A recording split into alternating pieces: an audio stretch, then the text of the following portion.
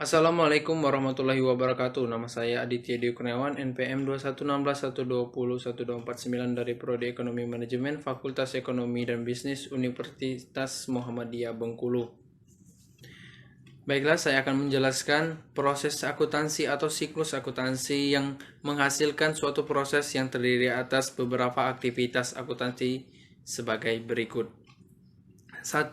Pembuatan dan penerimaan bukti transaksi atau analisa transaksi.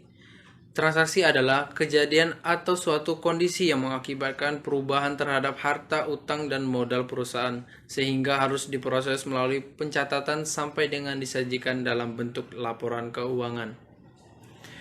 Bukti transaksi adalah tanda catatan atau keterangan secara singkat tertulis tentang transaksi atau peristiwa keuangan yang berisi sejenis transaksi, nilai uang transaksi, serta pihak yang terlibat dalam transaksi tersebut.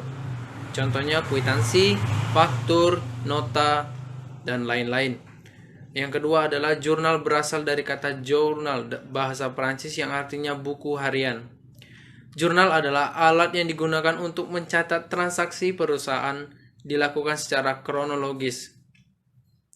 Kegiatan penjurnalan adalah penulisan jenis akun beserta jumlah dari bukti transaksi dari pengumpulan bukti transaksi tersebut, lalu dicatat dalam jurnal harian atau bisa disebut dengan jurnal umum. Jurnal umum merupakan jurnal yang digunakan untuk mencatat semua jenis transaksi yang terjadi. Jurnal khusus merupakan jurnal yang digunakan untuk mencatat transaksi keuangan sejenis dan seringkali terjadi sesuai dengan urutan waktu terjadi. Yang ketiga yaitu pemindahan bukuan, posting buku besar.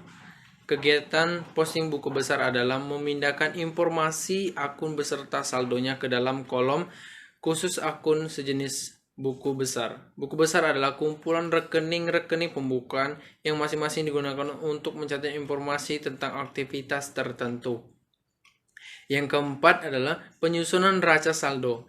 Neraca saldo adalah daftar dari akun-akun buku besar dan saldo-saldonya pada saat tertentu yang disusun untuk memastikan bahwa ayat-ayat jurnal pembukuan secara tepat menentukan keseimbangan buku besar. Neraca saldo atau neraca percobaan tujuan adalah untuk menilai proses penginputan data dari jurnal umum ke buku besar atau posting buku besar. Yang kelima, jurnal penyusunan, adjustment. Jurnal penyusunan adalah penyesuaian tentang catatan atau fakta yang sebenarnya pada akhir periode. Akural yaitu sebab beban yang belum dibayar atau pendapatan yang belum diterima. Pembayaran di muka artinya beban yang sudah dibayar tetapi beban tersebut merupakan beban untuk masa yang akan datang. Berikutnya yang keenam adalah pembuatan neraca lajur. Neraca lajur adalah kertas yang terdiri atas kolom-kolom yang digunakan untuk memberikan data tentang saldo setiap rekening. Fungsinya sebagai referensi menyusun ayat, jurnal penutup, dan dapat digunakan untuk memeriksa data-data akan disajikan dalam laporan keuangan. Berikutnya yang ketujuh adalah pembuatan laporan keuangan. Laba rugi merupakan laporan keuangan suatu perusahaan yang mengukur keuntungan atau kerugian suatu perusahaan dalam periode waktu tertentu. Laporan perubahan ekuitas adalah suatu bentuk laporan keuangan yang menyajikan informasi mengenai perubahan yang terjadi pada ekuitas suatu perusahaan untuk suatu periode akuntansi tertentu.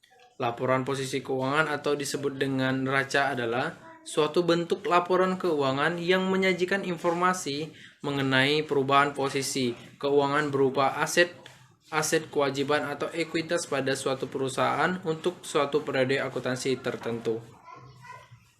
Yang kedelapan adalah pembuatan neraca setelan. Pembuatan neraca setelah tujuan untuk mencatat dan menyeimbangkan kembali akun-akun yang telah berubah baik itu saldo maupun akunnya. Baiklah, itulah pemaparan materi dari saya. Lebih dan kurang saya mohon maaf. Wassalamualaikum warahmatullahi wabarakatuh.